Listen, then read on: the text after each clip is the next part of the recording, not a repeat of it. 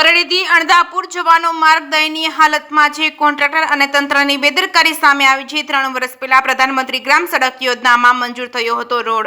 તંત્રમાં રજૂઆત થતાં કોઈ કાર્યવાહી ન થતાં સ્થાનિકોમાં રોષ જોવા મળ્યો છે. 2 વર્ષથી રોડ ઉપર મેટલ અને રેફો પાથરી દેવાતા વાહન ચાલકો મુશ્કેલીમાં. સ્થાનિક દ્વારા કોન્ટ્રાક્ટર ફોન કરતા બંધ હાલતમાં મેટલ છૂટી પડી જતા વાહન ચાલકોમાં અકસ્માતનો ભય.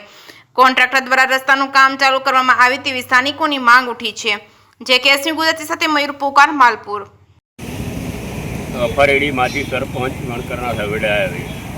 હવે અમારી એવી રજૂઆત હતી કે ભાઈ ફરેડીથી અણદાપુર રોડનો રસ્તો પ્રધાનમંત્રી સડક મંજૂર છે. લગભગ આખરી 2 થી 3 વર્ષ થઈ ગયો અને 2 વર્ષ પહેલાંથી ડામર રોડ બનાવેલો છે.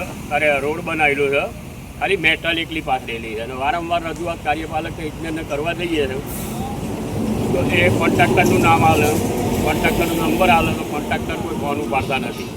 અને સાહેબે અજુકતો જવાબ આવે કે 15 માર્ચે પૂરો થઈ જાય, 15 જાન્યુઆરીએ પૂરો થઈ જાય. આ અઠવાડિયામાં મેં કોન્ટ્રાક્ટરને બોલાવી લઈએ છે તો અત્યારે ચોમાસું આવવાની તૈયારી છે તો પબ્લિકને અવર જવર કરવા માટે ફરેડીથી અણદાપુર સુધી જવું તો ત્યાં ખેડૂત ફરેડીની જમીન આવેલી છે તો લોકો કેવી રીતે અવર જવર કરી શકે, કોઈ સાધન જઈ શકતો નથી.